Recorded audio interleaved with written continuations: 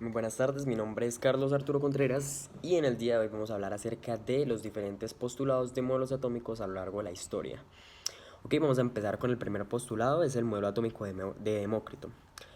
Para Demócrito, la realidad está compuesta por dos causas o elementos, lo que es presentado por los átomos homogéneos e indivisibles y lo que no es, representado por el vacío. Ok, Demócrito y Leucipo defendieron que toda la materia no es más que una mezcla de elementos originarios que poseen las características de inmutabilidad y eternidad.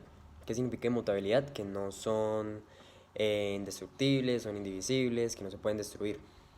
Concebidos estos elementos como entidades infinitamente pequeñas y por tanto imperceptibles para los sentidos, o sea que no podemos ver de forma normal, por así decirlo, necesitamos de un medio que nos ayude a percibir estos.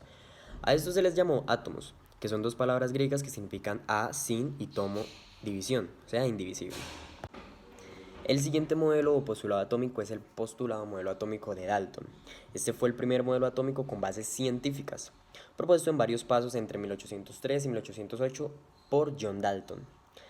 Aunque el autor lo denominó más propiamente como una teoría atómica, el modelo permitió aclarar por qué las sustancias químicas reaccionaban en proporciones estequiométricas fijas. Esto denotó en la llamada o muy conocida ley de las proporciones constantes y porque cuando dos sustancias reaccionan para formar dos o más compuestos diferentes, es entonces las proporciones de estas relaciones son números enteros, lo que denotó también en la ley de las proporciones múltiples. Además, el modelo aclaraba que aun existiendo una gran variedad de sustancias diferentes, estas podían ser explicadas en términos de una cantidad más bien pequeña de constituyentes elementales o elementos. Ok, ahora hablaremos del modelo atómico de Thomson. Este modelo atómico es una teoría sobre la estructura atómica propuesta en 1904 por el científico Thomson, quien descubrió el electrón en 1897, pocos años antes del descubrimiento del protón y del neutrón. En el modelo, el átomo está compuesto por electrones de carga negativa en un átomo positivo, incrustados en este, al igual que las pasas de un pudín o budín. Por esta comparación fue que el supuesto se denominó modelo de pudino-pasas, así se le conoce a este modelo o postulado atómico. Postulaba que los electrones se distribuían uniformemente en el interior del átomo, suspendidos en una nube de carga positiva. El átomo se consideraba como una esfera con carga positiva con electrones repartidos como pequeños gránulos. La herramienta principal con la que contó Thomson para su modelo atómico fue la electricidad. Ok, ahora hablaremos del modelo de Rutherford, quien llegó a la conclusión de que la masa del átomo se concentraba en una región pequeña de cargas positivas, que impedían el paso de las partículas alfa. Más tarde propuso un nuevo modelo atómico que poseía un núcleo o centro en el que se concentraba la masa y la carga positiva, y que en la zona extranuclear se encuentran los electrones de carga negativa, o sea, en la zona externa al núcleo se encuentran los electrones de carga negativa.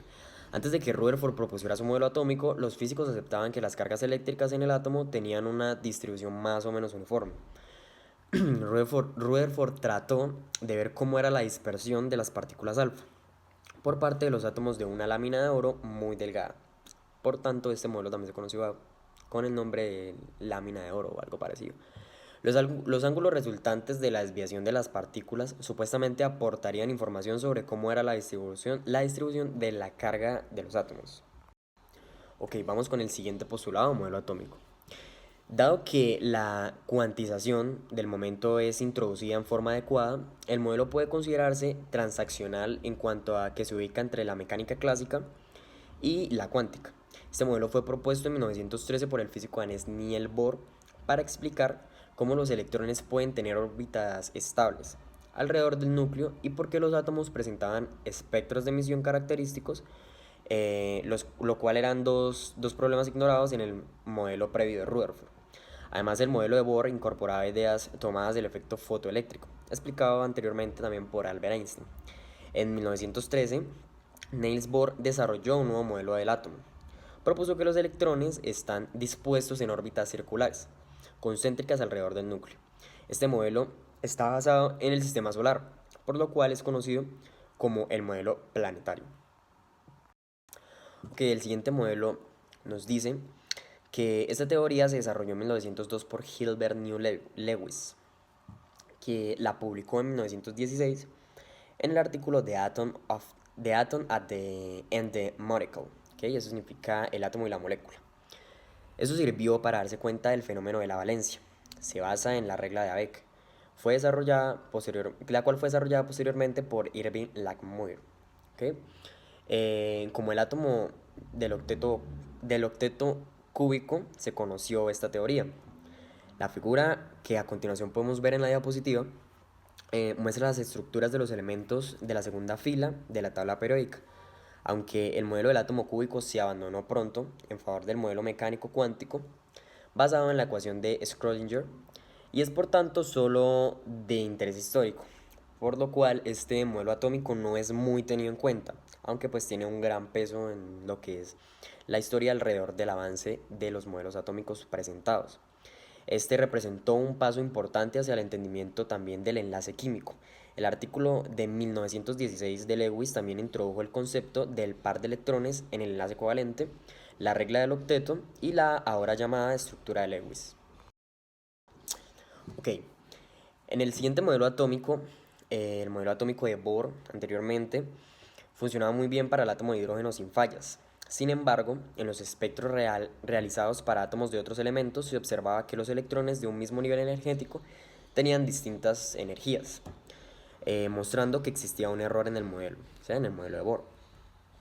Su conclusión fue que dentro de un mismo nivel energético existían subniveles, es decir, energías ligeramente diferentes.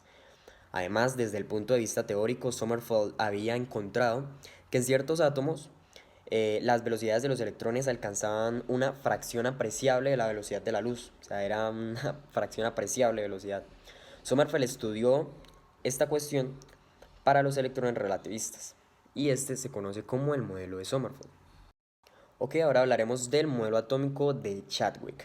Entonces, a partir de su descubrimiento del neutrón, que fue en 1932, por el que recibió también un premio Nobel en 1935, Chadwick concibió que el modelo inicialmente consideraba que el neutrón era un arreglo constituido por un protón y un electrón, lo cual generaba una carga neutra, por eso se le conoce como neutrón. Más adelante, el físico alemán Werner Heisenberg demostró que el neutrón era una partícula única y elemental, o sea que no tenía nada que ver con los demás, suponiendo casi toda la masa del átomo, orbitando los electrones el núcleo en sus niveles de energía correspondientes.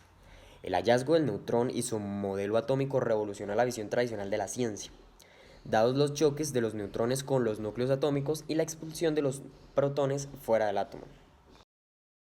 Muy bien, vamos a hablar del modelo atómico de Heisenberg. Este introduce el principio de incertidumbre en los orbitales de electrones que rodean el núcleo atómico. Heisenberg instauró los cimientos de la mecánica cuántica para estimar el comportamiento de las partículas subatómicas que conforman un átomo. En 1927 publicó su obra sobre el contenido perceptivo de la cinemática y la mecánica teórico-cuánticas, donde detalló el principio de incertidumbre e indeterminación. Este principio, fundamental para su modelo atómico, se caracteriza porque surge como una explicación que complementa las nuevas teorías atómicas sobre el comportamiento de los electrones. A pesar de utilizar instrumentos de medición con alta precisión y sensibilidad, la indeterminación sigue estando presente en cualquier ensayo experimental, cosa que Heisenberg tenía muy en cuenta y muy arraigada a su modelo atómico.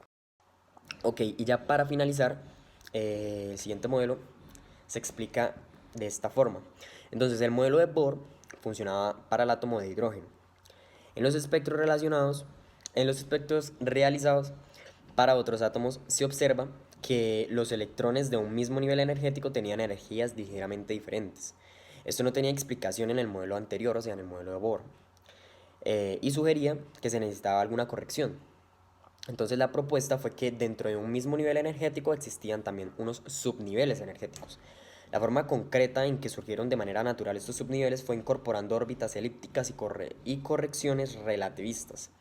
Así, en 1916, Arnold Sommerfeld modificó el modelo atómico de Bohr, en el cual los electrones solo giraban en órbitas circulares. No sé si recuerden que este modelo atómico era el llamado modelo atómico planetario. Al decir que también podían girar, entonces Sommerfeld dijo que estas órbitas también podrían girar de forma elíptica, que era una forma pues más compleja y se basó también en lo que fueron los efectos relativistas. Ok, entonces hasta aquí llegó mi presentación. Mi nombre es Carlos Arturo Contreras, estudiante de Ingeniería Química. Muchas gracias.